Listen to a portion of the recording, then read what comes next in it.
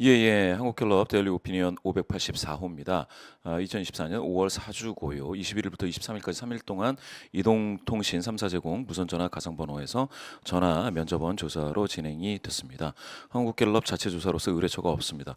더 자세한 사항은 한국갤럽 홈페이지 및 중앙선거여론조사심의위원회 홈페이지를 참조하시면 되겠습니다. 네. 자, 대통령 직무 수행 평가 긍정률, 부정률 한번 하나씩 보겠습니다. 어떻게 나왔습니까? 완전히 고착이 돼서 횡보하고 있습니다. 2주 전하고 똑같네요. 예, 완전히 똑같습니다. 지금 2주 전, 그러니까 4주 전, 그러니까 한 달 동안 네. 24%로 완전히 묶여 있는데 이게 이제 24인데 사실은 그 직전, 그러니까 총선 직후에 23으로 되어 있는 이 네 개가 총선 이후에 완전히 똑같다라고 해도 이상하지 않습니다. 아니, 총선 이후에 우리가 쭉 복기를 해보면 윤 대통령이 국무회의 발언을 통해서 국정 방향은 뭐 옳다, 국민에게 설명하고 이런 게 좀 부족했다라고 얘기를 했고, 또 비공개 전언으로 정해진 게 뭐냐면 국민에게 사과하더라, 뭐 이거 아니겠습니까? 예. 그 다음에 이제 기자회견이 있었어요. 예. 그 전에는 이재명 대표를 또 만나서 영수회담도 했고 총선 이후에 뭔가 많은 거 했습니다. 또 최근엔 민생 토론회도 하고 또 시장에 가서 멍게도 만났잖아요. 멍게 만나서 소주 생각도 하고 뭐 여러 가지 일을 많이 했는데 그렇게 많은 일을 했는데 어떻게 똑같습니까 이렇게? 제가 봤을 땐 그런 일은 대통령이 네. 아닌 분들도 많이들 하시잖아요. 네. 그러니까 그 대통령으로서 해야 될 일을 해야 된다.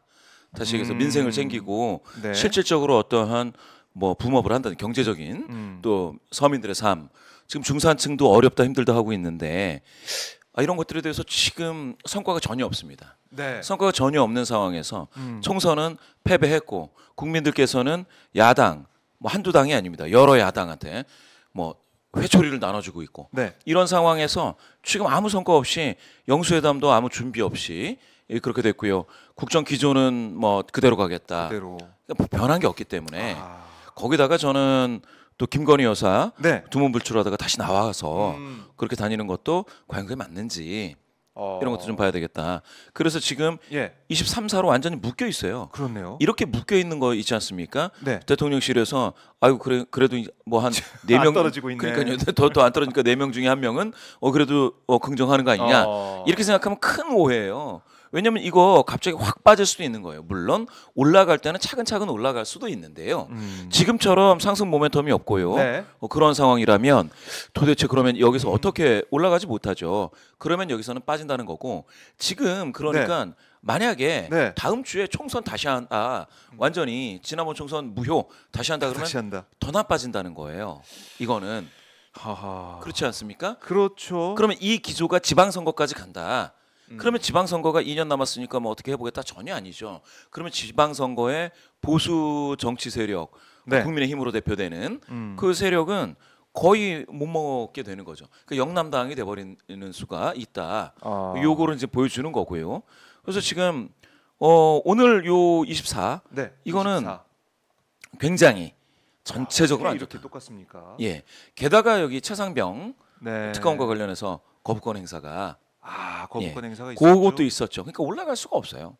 지금 주요한 이슈에서 전부 다 뭐라고 할까 잘못하고 있다. 국민 민심을 못 읽고 그냥 뭐 민심 역주행이죠. 뭐 마이웨이 이러고 있는 건데 기조가 자기는 정당하다 이렇게 대통령 이야기를 했지 않습니까? 근데 많은 국민분들은 서운할 수밖에 없는 거죠. 지금 이건 도대체가 그러면 이 힘든 시기가 이 기조로 그대로 간다고 하면 계속 가는 것이냐?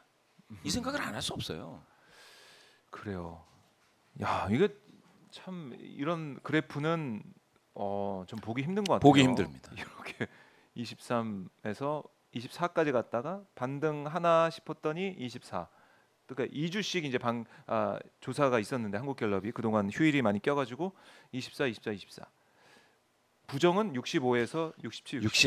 그러니까 3분의 2죠. 국민분들의 3분의 2 이신 분들이 지금 긍정할 수 없다, 부정한다 이렇게 말씀을 하시는 거고요. 제가 한번 여기서 말씀드리겠습니다. 2016년 촛불이 터졌을 때 국정농단 사건으로 어수선했지 않습니까? 그렇죠. 굉장히 많이 분노하신 분들도 있었고요. 그 전에 무슨 사건이 있었는지 우리 다 알고 있죠. 백남기 농민분이 돌아가셔서 그거 특검 들어갔었죠. 야권은 그거 특검하자고 했었죠. 세월호 사건 터지고 이런 일이 있었죠. 지금 똑같이 최상병 특검 들어가고 있죠. 이태원 뭐 사건 터졌었죠. 네. 그리고 지금 이건데 당시 29%인 대통령 긍정률이 네. 5%까지 빠지는 무려 중간에 24% 포인트가 증발해 버리는 그 기간이 불과 한 달입니다. 4주 만에. 그 얘기는 뭐냐?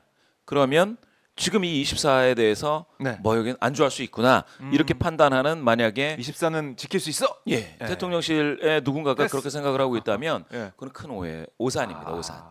그리고 또 한 가지 말씀을 드릴게요. 예. 이게 당시에 2016년에요. 이게 확 빠지다가 확 빠지면서 17이 됐어요. 그러니까 20% 선이 하향 돌파된 경우에 무슨 일이 벌어지느냐? 검찰이 대통령실을 압수수색한다고 들어갑니다. 그렇죠. 근데 문을 안 열어주죠. 네. 대치 상태가 됩니다. 그런 게 되는 거예요. 이게 10%대로 빠지면. 그러면은 뭐냐? 지금까지는 마치 대통령실, 뭐 윤석열 대통령을 지켜주는 듯하던 그 공안 기관들이 네. 갑자기 그 기관들이 돌변해요. 돌변한단 말입니다. 그리고 나서 네. 압수수색을 들어. 물론 그때 이제 수사가 진행 중인 게 있었으니까 그렇죠. 수사가 진행 중이고 뭐 누구도 이제 불러서 소환해서 네. 뭐 이야기도 듣고 하다가 도저히 안 되겠다 싶어서 대통령실로 압수수색을 그때 아침이었을 겁니다. 오전에. 그게 갤럽에서 17%. 그러니까 이게 지금 여기서 더 빠져서 20% 선이 무너지면 무슨 일이 벌어질지 아무도 몰라요. 검찰도 통제가 안 될 수 있다. 그럼요. 그리고 나서는 그때 여당 대표인 김무성 뭐라고 하느냐? 탈당해 주십사. 지금 탈당 얘기는 이미 여기서 나왔습니다. 총선 때. 예, 대통령은 탈당해야 된다라고 한 명이 아니에요. 네. 한 두어 얘기했죠. 도저히 안 되니까 이게 예. 총선이. 자, 그럼 그때 당시가 떠오르게 되는 모습인데 윤 대통령도 아마 그런 게 있는 것 같아요. 좀 준비를 한다, 대비를 한다. 그래서 민정수석을 새로 부활시켜가지고 검사 출신을 앉혔고, 그리고 뭐 이번에 검사 라인을 싹 다 바꾸면서 자신의 이제 가족 문제, 배우자 문제 이거 파헤치지 못하게 손을 쓴 게 아니냐 이런 일각의 비판도 나오고 있고, 이원석 검찰총장은 7초간 침묵, 뭐 그 앞에까지 더하면 12초간의 침묵을 하면서 뭔가 뭐 소극적인 반발이라고 할까요? 뭐 그런 모습도 보이고 있고, 이거 심상치 않아요. 그게 만약에 이 긍정률이 네. 20% 선이 무너지면 무슨 일이 발생하느냐면 부정률이 70%대가 되는 거거든요. 그렇네요. 그러면은 전반적으로 공직사회가 네. 약간 마비되는 듯한 느낌을 보여요. 복지부동으로. 예, 이게 안 되는 거예요. 영이 안 선다고 하지 않습니까? 우리? 그렇죠. 예, 그런 현상이 좀 있다가 그러다가 말씀드렸다시피 그런 분들이 그 대통령을 지켜주거나 영부인을 다 지켜준다. 아니에요. 그렇게 되지 않습니다. 그게 몸 바쳐서 지켜주는 사람이 몇 명 있을 수 있는데 확신에 찬 목소리로 말씀하시죠. 지금까지 우리 역사를 많이 봐왔습니다. 예, 국민분들의 이 분노 게이지가 70이 넘어간다. 계속해서 70%대를 찍는다. 부정률이. 네. 그리고 긍정률은 10%대에 머물고 있다. 이렇게 되면은 무슨 일이 벌어질지 우리는 역사 속에서 다 봐왔습니다. 예. 그렇죠. 그 역사를 되새기면서 앞으로 어떤 일이 벌어질지 예측이 가능하다. 그래서 이번 주에 최상병 특검법을 그 제의 요구한다고 하죠. 거부권 행사. 했죠. 그게 저는 가지고 있는 그 파괴력이 어마어마할 수 있다. 지금 공직사회가 확 얼어붙어 있을 수도 있다. 뭔가 태풍 전야처럼. 그 이유가 있습니다. 그래서 제가 좀 이따 보여드릴 텐데요. 이유가 있습니다. 보여드리도록 하고. 자, 근데 제가 이제 주목했던 부분은 뭐냐면 김건희 여사가 행보를 시작했습니다. 그래서 캄보디아 총리 내외를 만날 때 공식 행사 사진도 3장 공개가 됐죠. 그 다음에 불교계 행사 가서 여기는 뭐 영상까지 공개가 되더라고요. 불교계 행사에서 뭐 불교계 인사들도 만나고 대중 앞에서 모습을 보였고, 또 지난 화요일에는 우크라이나 아동 그림 전시회, 청와대에서 있었던 춘추관에서 열렸던 그 전시회에 참석을 했어요. 그거는 단독 행보였습니다. 그러니까 이제는 그 예전에 네덜란드 국빈방문 이후에 두문불출하던 그 상황에서 아예 벗어나서 그 전에 그러니까 아무 일 없었던 것처럼 그냥 예전의 모습은 이제 돌아간 거예요. 그래서 뭐 다음 달에 해외 순방도 하고 이렇게 하겠죠. 그러니까 이런 공개 행보, 공식 행보, 광폭 행보, 이게 지지율에 어떤 영향을 미쳤을까? 이런 거 아닌가요?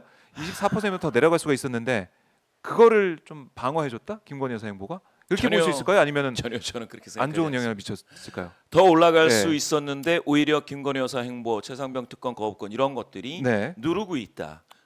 앞으로도 더 올라가기 그래요? 힘들게 만들고 있다. 뭐 발목 잡고 있다 이런 건가요? 물론입니다. 이걸 한번 보시죠. 네.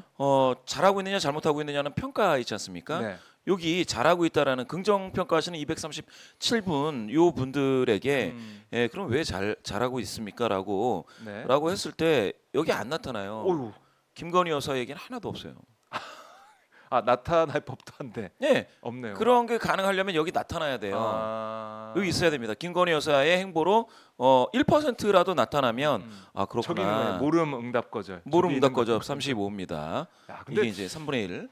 내가 왜 지지하는지 얘기도 못할 정도로 그냥 이야기할 수 없다 그랬죠. 그냥 무조건 지지하는 있다는 거네요. 그렇죠. 그건 지지는 하지만 그 이유에 대해서 네. 말하기가 좀 저항감 느껴진다라는 거고요. 여기 그러니까 김건희 여사와 관련해서 김건희 여사가 무슨 봉사 활동을 했다 아니면 종교 활동을 했다라는 걸로 나는 긍정하겠다 대통령을. 네. 없어요. 없다. 없습니다. 없다. 전혀 없습니다.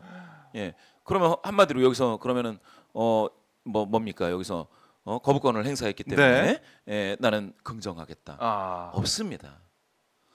지금 현재 이슈 가지고 얘기 나오는 건 의대 정원 확대 하나예요. 요거는 근데 지금 의대 정원 확대라는 원론적인 의미에서의 의료 개혁에 대해서 찬성하시는 그런 분들이 꽤 있습니다. 있기는. 네. 그런데 이것도 그러면은 의료 개혁을 잘하느냐 못하느냐라고 물으면 그건 또 달리 나옵니다. 그건 그렇게 보시면서 부정평가하시는 671명의 부정평가하시는 분들, 요 국민분들께 여쭤봤을 때 거부권 행사 4%포인트 많아져서 7% 됐습니다. 김건희 여사 문제 5% 이거 꾸준히 1, 2% 나오다가 그렇네요. 지금 행보를 했지 않습니까? 네, 외부 활동을 하신 건데 거기에 대해서 싫다는 사람들이 더 많아요. 좋다는 사람들은 나타나지 않고 있습니다. 이렇게 본다면 김건희 여사는 사실은 보수 정치를 하시는 분들한테는 어떻게 보면 이런 표현까지 써서 죄송하지만 눈엣 가시 같이 나오지 마시라니까요 라는 게 될 수가 있는 거거든요. 그러면 오히려 김건희 여사가 이렇게 외부 활동을 하시게 되면 그러면은 진보적인 성향이신 분들이나 아니면은 아주 그냥 민주당에 있는 관계자분들은 오히려 좋아할 수도 있죠. 떨어지니까. 대통령 긍정률이 빠지니까. 그 여기 거부권 행사. 이것만 있는 게 아니에요. 지금 여기 한번 보시죠. 의대 정원 확대로 긍정하시는 분들도 있지만 부정하시는 분들도 있습니다. 해병대 수사 외압. 이게 해병대 수사 외압. 이게 대통령과 관련된 부정평가의 이유잖아요. 이 얘기는 그러면 이 수사의 외압의 주체는 대통령실이다. 대통령이다. 그런 얘기 아니겠습니까? 여기 해외 직구 금지 해외 직구 문제도 이거 민감하죠. 이거는 뭡니까? 직구와 관련해 가지고 뭐 금지할 게 있으면 그 품목마다 그렇게 하는 것이 아니고 갑자기 금지를 하면 해외 직구를 해 가지고 생계를 하시던 분들은 이게 되게 힘들 수도 있지 않습니까? 무슨 원료를 산다던가 이런 분들 입장에서는 이거는 진짜 일관성도 없고 이런 정책은 참 힘들다. 이런 의견이죠. 일본 관계 계속 나오지 않습니까? 그렇네요. 제가 아까 말씀드린 2016년 국정농단 그 전에 그 위안부 관련된 뭐가 있었습니다. 합의가. 그것 때문에 그 국민분들의 자존심에 굉장히 큰 상처가 났죠. 지금 일본 관계 계속 등장하고 있습니다. 지금 보면은 정말 나올 게 다 나왔어요. 검찰 권력 과도. 방금 말씀하셨지 않습니까? 뭐 인사만 했다고 하면 검찰이다. 이게 지금 하루 이틀 얘기가 아니에요. 지금 요 흐름이. 저는 그래서 아까 24% 있지 않습니까? 그게 그것마저도 24%라는 콘크리트가 아니고 24% 어떻게 보면 모래 위에 있을 수도 있다. 굉장히 위험한 거예요 지금. 굉장히 위험한 겁니다. 그래요. 악재가 계속 겹쳐 있다. 그렇죠. 여기서 하나를 더 보여드릴 수밖에 없습니다. 제가. 이거는 국정과 관련해서. 직접 김봉신 이사가 선수 작업을 한 거죠. 방금. 그래서 제가 빨리 오고 싶지만 이게 10시 넘어서 오늘 그래요. 맞아요. 갤럽이 정리하느라고 약간 시간이 걸렸어요. 여기를 한번 보시면 대구 경북에서 40%가 안 되잖아요. 긍정이. 이거 심각한 거 아닙니까? 심각하죠. 요거 한번 보시죠. 70세 이상인 분들, 70세 이상인 분들 중에서 긍부정이 똑같아요. 긍정이 14% 포인트 빠졌습니다. 물론 오차범위 이내 네. 변동이기는 하죠. 많이 빠졌네요. 예, 많이 빠졌어요. 70대 이상에서. 부정이 13 올라가죠. 둘 격차가 없습니다. 43대 43이에요. 70세 이상에서도. 그럼요. 놀랍죠. 여기 그러게요. 보시면 연령층을 한번 보시겠습니다. 예. 연령층을 20대 16대 71, 네. 30대 15대 71, 40대 14대 79, 50대 16대 82. 10% 요렇게는 10%네, 10%대. 예. 59세까지 한참 또 일하시는 분들, 공부하시는 분들, 네. 또 뭐 미래를 위해서 또 그럼요. 우리 결혼도 사회 고려하시는 분들 네. 많이 있지 않습니까? 희망. 희망인 분들, 네. 허리가 되는 분들, 그렇죠. 그분들한테 지금 기성세대. 10%대예요. 야, 이거는 진짜 심각한 거 아니에요? 심각하죠. 10%대. 이거는 대통령 그 직무 수행을 깜짝 놀랄 일이에요. 못할 정도. 예. 네. 이렇게 지금 밖에서 일하시는 40, 50대 허리가 되시는 분들, 네. 한참 꿈을 꾸시는 20대, 30대 분들, 예? 자녀 키우려고 노력하시는 분들, 이런 분들이 지금 대통령 긍정률이 10%대입니다. 여기 50대에서 부정률 82는 50대. 이거 한번 보셔야 됩니다. 이 50대, 수치대로라면 예. 이게 지금 국정이 마비됐다고 해도 이상하지가 않아요. 그러면 60세 이상에서 지금 70대에서 이 고령이신 분들이 자신의 경륜을 가지고 네. 보수 정치를 뒷받침하던 유권자분들이지 않습니까? 여기에서 이와 같은 43대 43이라는 거는 깜짝 놀랄 일이에요. 자, 이거 대통령실에서는 정말 이대로는 안 된다. 이거 수치를 좀 보여드려야 될 것 같아요. 봐야 대통령한테. 돼. 이게 거부권 행사의 네. 아주 효과입니다. 그렇죠. 이거 거부권 행사에서 70세 이상이신 이런 연륜이 있는 분들 중에서도 맞아요. 지금 긍부정은 완전히 갈려 있습니다. 그럴 것 같아요. 그렇죠. 그리고 50대 특히 보면은 아들 딸들을 그렇죠. 군에 보내고 또 보낼 그럴 우리 학부모들이 많고 어머니 아버지 많기 때문에 여기선 10%대 다 그리고 20대도 30대 그러니까 이게 최혜병 순직 사건에 대해서 이런 외화부요 특검을 거부하고 있는 이런 사안 자체가 모든 연령대에 다 영향을 미치고 모든 진보 보수 여야 뭐 성향 상관없이 모든 국민들이 특검을 안 받으면 그렇죠. 그리고 윤 대통령이 했던 말 있지 않습니까? 특검을 거부한 자가 범인이다. 범인이다. 이 생각하고 있는 거예요, 다들. 그렇죠. 이게 연세가 있는 네. 분들도 마찬가지라는 거예요. 그럼요. 지금. 내 손주. 이게 이 상황입니다.